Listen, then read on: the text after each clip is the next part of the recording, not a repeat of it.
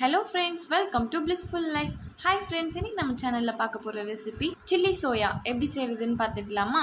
வாங்க வீடியோக்குள்ள போலாம். ஒரு பாத்திரத்துல 100 கிராம் அளவுக்கு மீல் மேக்கர் போட்டுக்கலாம்.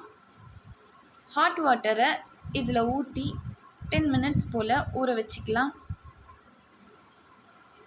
இப்போ இது நல்லா ஊறிடுச்சு. இதில் இருக்க தண்ணியெல்லாம் பிழிஞ்சி இந்த மாதிரி தனியாக ஒரு பாத்திரத்தில் போட்டுக்கலாம். இதில் தேவையான அளவு சால்ட் ஆட் பண்ணிவிட்டு 2 டேபிள் ஸ்பூன் போல் காஷ்மீரி மிளகாய் தூள் ஆட் பண்ணிவிட்டு இஞ்சி பூண்டு பேஸ்ட் 1 ஸ்பூன் ஆட் பண்ணிவிட்டு கார்ன்ஃப்ளவர் மாவு 1 ஸ்பூன் போல் ஆட் பண்ணிவிட்டு இதை நல்லா மிக்ஸ் பண்ணிக்கலாம். இப்போ இது நல்லா மிக்ஸ் பண்ணியாச்சு.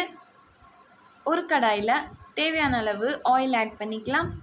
ஆயில் நல்லா காஞ்சதும் நம்ம மிக்ஸ் பண்ணி வச்சுருக்க மீல் மேக்கரை இதில் ஆட் பண்ணிடலாம். இப்போ இது நல்லா ஒரு பக்கம் வெந்ததோ மறுபக்கம் திருப்பி போட்டுக்கிட்டே இருங்க. இப்போ இது நல்லா வெந்ததும் இதை வெளியில் எடுத்துடலாம். இப்போ இது நல்லா கோல்டன் கலரில் வந்துடுச்சு. ஸோ இதை நம்ம வெளியில் எடுத்துடலாம். இதே மாதிரி மற்ற இருக்க மீல் மேக்கரையும் போட்டு தனியாக பொரித்து எடுத்து வச்சுக்கலாம்.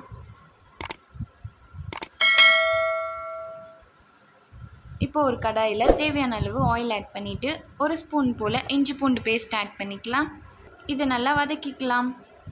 இப்போ இதோட பச்சை வாசனை போனதும் ஒரு பெரிய சைஸ் வெங்காயத்தை இந்த மாதிரி கட் பண்ணி ஆட் பண்ணிக்கலாம்.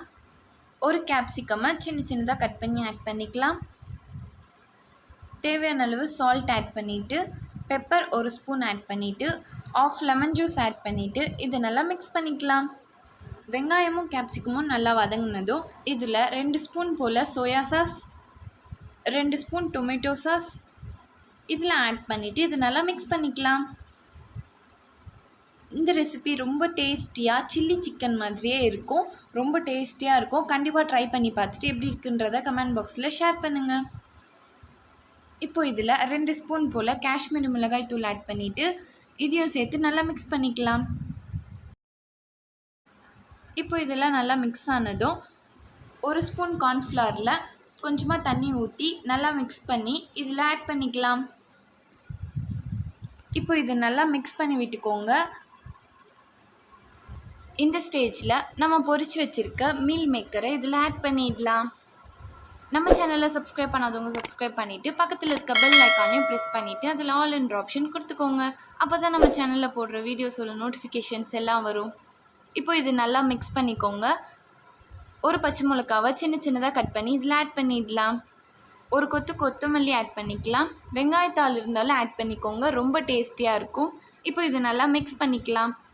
நம்மளோட சில்லி சோயா ரெசிபி ரெடி.